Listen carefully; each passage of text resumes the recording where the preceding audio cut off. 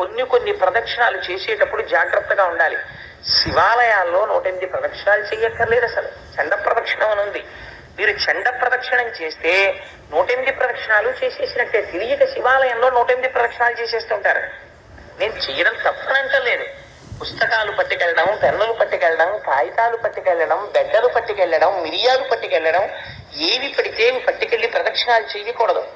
అల్లా ప్రదక్షిణం చేస్తే తప్పకుండా ఒక్కలు కానీ పువ్వులు కానీ పట్టుకెళ్ళి ప్రదక్షిణము చేయవలెను. ఒకవేళ ఏమండి మేము 108 ప్రదక్షిణాలు చెయ్యలేము, మరి ఎలాగా? బాగా జ్ఞాపకం పెట్టుకోండి. 2తో భాగించు. 108 చెయ్యలేవు, 2 పెట్టి భాగించి ఎంత వస్తుంది? 54. నేను కరెక్ట్గా చెప్తే 54ఏనా? అంకెల్లో తక్కువ నేను.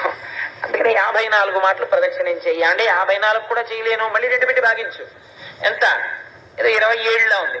కాబట్టి మరి 2 పెట్టి భాగింపబడదు కదా అన్నారు.